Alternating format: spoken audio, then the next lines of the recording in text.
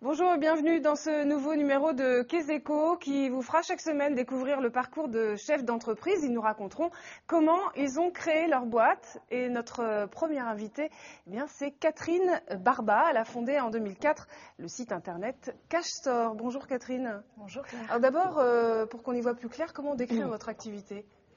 Alors Cash Store, c'est un site que j'ai créé il y a 4 ans. C'est un portail de shopping qui réunit 500 marchands les plus gros, les plus connus. Et quand vous passez à travers ce site pour faire un achat, on vous rembourse en cash une partie de votre achat. C'est du cashback et c'est une façon d'améliorer son pouvoir d'achat. D'accord. J'ai lu quelque part que vous vous considériez comme une mamie du net. Ça veut dire quoi ? Mais oui, je suis une mamie, Claire. Je suis une mamie parce que ça fait bientôt 14 ans que je travaille dans l'Internet. C'est beaucoup. On dit que les années Internet, c'est comme les années chiens, ça compte pour 7. Et voilà, quand j'ai commencé, il y avait moins de 200 000 internautes en France. Et aujourd'hui, il y en a 32 millions. Alors c'est ça, on n'imagine plus aujourd'hui la vie sans Internet, mais à l'époque, est-ce que les banquiers vous ont pris au sérieux ? C'était difficile parce que quand j'ai créé ma société, c'était quelques années encore après l'explosion de la bulle Internet. Et donc, Internet n'était pas du tout en odeur de sainteté. Donc, c'était très difficile d'aller ouvrir un compte dans une banque en disant « j'ai une super idée, c'est un site Internet que je veux créer ouais, ». Parce qu'après 2001, c'est vrai que c'était après 2000-2001, c'était compliqué. Exact. Vous diriez que Internet, c'est un business particulier par rapport à un secteur plus traditionnel d'activité ? Je pense qu'il y a quelque chose de particulier à Internet, oui, c'est que les cycles sont très courts. Sur Internet, tout va vite. Ouais. Quelle qualité faut-il selon vous pour créer sa boîte ? Ça, c'est une vraie question. Il faut... D'abord, on ne peut pas tout faire. On ne peut pas être bon partout. On ne peut pas être à la fois un bon manager, un bon financier, un bon marketeur. La première chose, c'est, je crois, d'avoir une bonne idée. C'est bien quand même de commencer par avoir une bonne idée. Ensuite, de la valider auprès de personnes compétentes, donc de la mettre à l'épreuve. Bien s'entourer, évidemment.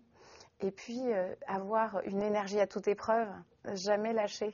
Ça, c'est une vraie force quand on veut créer une société. Et comment vous avez commencé au début pour trouver les financements, par exemple ? Alors moi, c'était un peu particulier parce que, en bonne mamie du net que je suis, quand j'ai créé ma société, je ne sortais pas d'école, je n'étais pas toute jeune. J'avais déjà travaillé pendant 8 ans. J'avais eu la chance de travailler dans une société qui avait été rachetée par un grand groupe et j'en étais actionnaire. Donc l'argent que j'ai gagné, j'en ai dépensé une partie pour créer ma société. Donc c'était un investissement. Alors votre mari aussi a créé sa propre entreprise. J'imagine qu'en tant que couple, c'est un gros investissement. Je parle évidemment investissement en termes de temps, d'argent. Alors c'est très compliqué. C'est très compliqué parce que quand on a créé nos deux sociétés, c'était en même temps.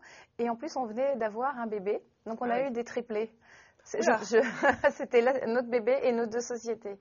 Je conseille pas, c'est un peu compliqué en termes d'organisation, mais ouais, il s'est trouvé qu'on l'a fait en même temps. Lui aussi, il est dans l'internet, dans la musique en ligne, et c'est très houleux. La vie prend de la hauteur, mais il y a pas mal de turbulences. Quel conseil vous donneriez en particulier à un jeune qui compte un jour monter sa boîte éventuellement ? Alors. Quel conseil je lui donnerais ? Mais il faut qu'il ait beaucoup travaillé en amont, aller regarder. La chance qu'il a, c'est qu'aujourd'hui, tout est sur Internet. Donc, il peut aller voir si son idée existe déjà en France, dans d'autres pays. Qu'est-ce qui se dit sur cette idée ? Creuser. Je crois qu'il y a beaucoup de porteurs de projets qui restent un peu en surface. Il faut passer beaucoup de temps en amont du projet pour bien discerner quelles sont les forces, à quels besoins ça répond. Et puis après, aller le montrer à un pro. Moi, j'aime bien rencontrer des porteurs de projets, pour les mettre un peu à l'épreuve. Oui, justement, vous avez une autre activité, ça s'appelle Pro d'un jour et ça permet à des jeunes d'aller dans une entreprise pour une journée. Quelles sont les réactions des jeunes en général après cette journée ? Alors c'est drôle parce que souvent c'est pas ce qu'ils imaginaient du quotidien d'entreprise ou d'un job. Quand on imagine un travail, quand on est encore étudiant ou collégien, lycéen, c'est très flou en fait. Et donc c'est souvent très différent de ce qu'ils imaginaient. Ils sont souvent séduits parce que le pro qui accepte d'accompagner un jeune pendant une journée, il est plutôt enthousiaste, il aime son boulot, donc il a envie de le partager.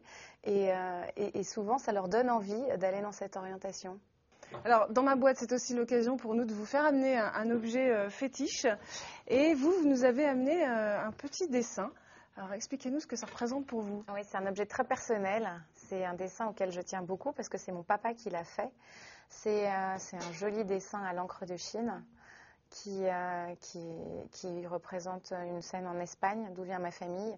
Et pour moi, c'est un objet qui ne me quitte jamais et auquel je tiens beaucoup parce que il symbolise ce qui compte, les valeurs qui comptent pour moi, c'est la famille, c'est la transmission. Et puis, ça m'aide à ne pas oublier d'où je viens. Merci beaucoup, Catherine Barba. La semaine prochaine, on sera avec l'atelier des chefs dans ma boîte. Très bonne semaine à vous.